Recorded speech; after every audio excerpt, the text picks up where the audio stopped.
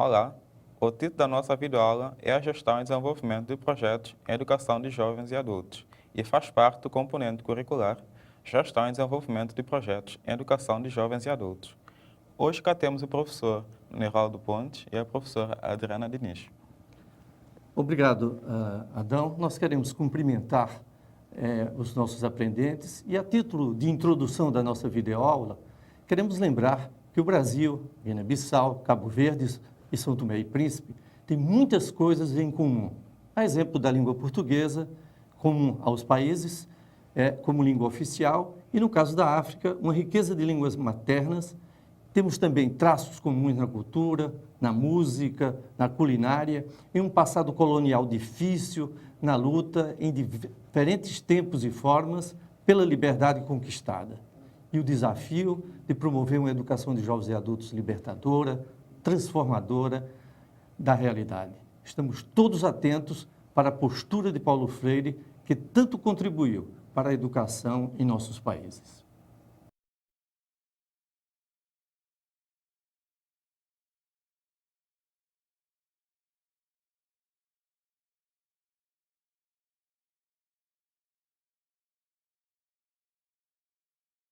Nessa linha, nossa aula de hoje não tem o objetivo de repassar um projeto pronto, mas com base na experiência brasileira, falarmos da necessidade de que a gestão, no sentido amplo, mas também de modo específico em relação à sala de aula, se realize de uma forma democrática, traduzida em projetos criados e acompanhados por todos que estão envolvidos com a educação, de modo especial com a educação de jovens e adultos. Temos que mobilizar os conhecimentos que as pessoas já têm na vida para dialogar com os novos conhecimentos que a escola pode oferecer. Vamos à nossa aula?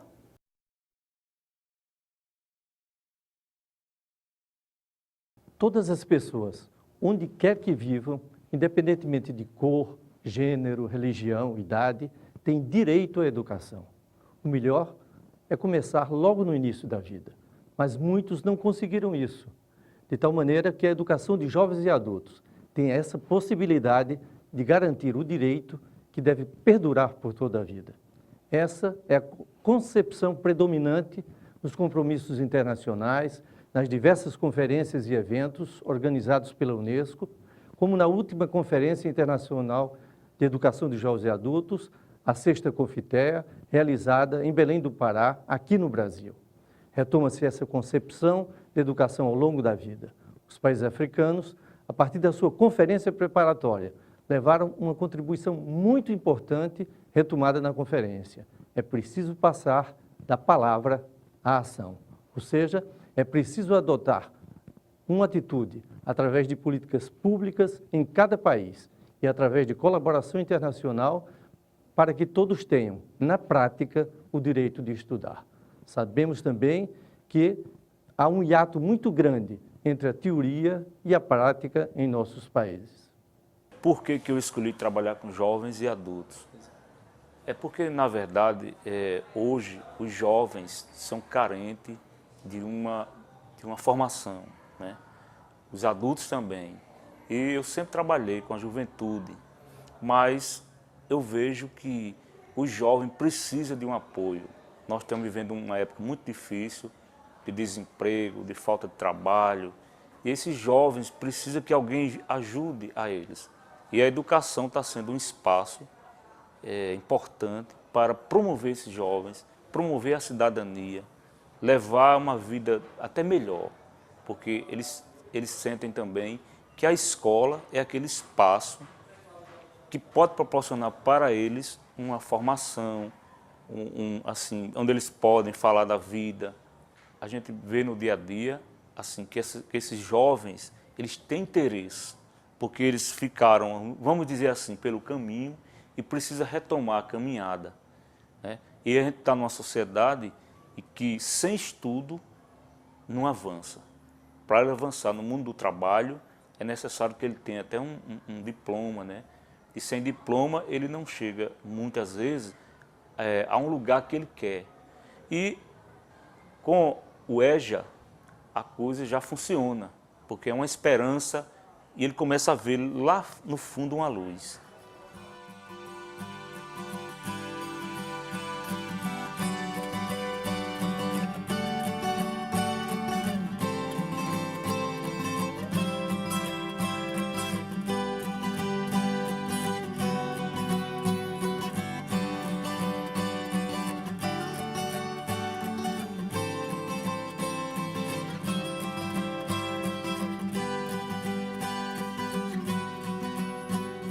Cada vez que nós aprendemos e gravamos informações que vão servir para a nossa vida, seja pessoal, seja nossa vida profissional, nós crescemos e com isso conquistamos a cada dia mais degraus e vamos subindo até conseguirmos o que queremos.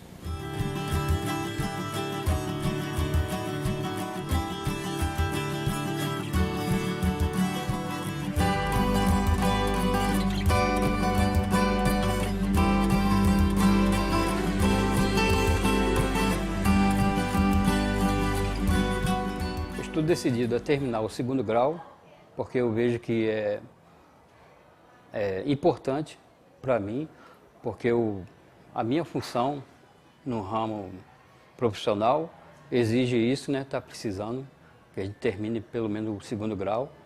Aí eu me interesso em terminar o segundo grau, porque a pessoa sem estudo, ela não vai muito à frente não. Não tem condições nenhuma de exercer um bom trabalho, é uma boa profissão. Adão, você pode nos contar um pouco do que acontece hoje nos países da África? Bem, quando nossos países conseguiram a independência, o número de analfabetos era elevado, pelo fato de nem todos terem o direito de estudar. Com a independência e com a colaboração internacional, inclusive com a presença de Paulo Freire, houve um grande avanço. Com a criação mais recente do Departamento de Educação e de Formação de Adultos, tivemos a possibilidade de mais pessoas estudarem e melhor. Professor, como a gente poderia melhorar esse desempenho dos professores na sala de aula? Certo, Adão. A sua pergunta nos leva para a segunda questão sobre a qual queremos conversar nessa aula de hoje. Como trabalhar com projetos na educação de adultos? O jovem, o adulto ou o idoso, ao chegar à escola ou a uma sala de aula, pela primeira vez ou retornando aos estudos formais, ele toma uma decisão pessoal, proveniente dos mais diversos motivos. Ele alimenta a esperança de que a escola responda às suas expectativas e às suas necessidades. Ao mesmo tempo, essas pessoas chegam à escola com um conjunto de conhecimentos e saberes já acumulados ao longo da vida. Planejar as aulas, levar em consideração esses fatos, organizar junto com os alunos o que vai ser oferecido como programa, como conhecimento para um projeto político-pedagógico da escola, pode se transformar num elemento importante para que ele não abandone a escola, aprenda melhor, e isso tem muita importância para a vida de cada um na busca de um emprego, no trabalho, na família, na convivência com os outros. Olá, professor Adriano. Há algum projeto que a gente possa conhecer e usar como proveito na formação e educação de adultos? Bem, Adão, há várias possibilidades, mas eu queria apresentar uma delas, bem concreta, que parte da teoria da biograficidade de autoria dos alemães Peter Alhait e Bettina Dawson, de uso crescente no âmbito da educação de jovens e adultos. Ela busca explicar o modo como os sujeitos constroem os seus currículos biográficos de aprendizagem. Parte da compreensão de que os sujeitos adultos participam do processo de aprendizagem e de formação, tanto no campo formal, mas também não formal, como os sindicatos, as associações, as igrejas, e os informais, como as práticas sociais, a vida, o próprio ambiente de trabalho. Então, a aprendizagem aqui é compreendida como transformação de experiências, saberes e estrutura de ação dos mundos de vida individuais. A aprendizagem, assim, vincula-se às experiências de vida das pessoas. As lembranças, a reprodução de um acontecimento, um trauma, servem de base para o diálogo entre o sujeito adulto e o professor. A biografia, ela é única, mas ela está inserida em um contexto social e histórico, o que gera também um diálogo entre as diversas biografias nas salas de aula, permitindo a compreensão da história de vida do sujeito individual, da história de vida humana, do próprio mundo. Agora, você vai conhecer a história de uma mulher que continua estudando e tem planos grandiosos. Veja.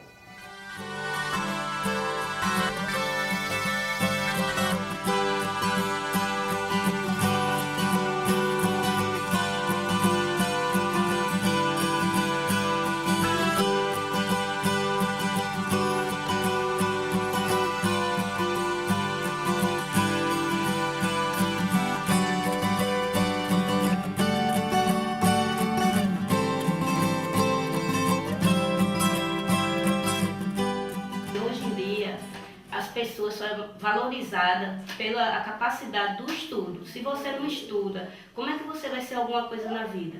Eu sempre lutei pelos meus ideais, eu gosto de estudar, eu amo estudar. Por quê? Porque eu sei que vai me levar a uma profissão melhor. Eu não sonho em viver só dentro de casa, sendo doméstica não. Eu quero ser alguma coisa a mais.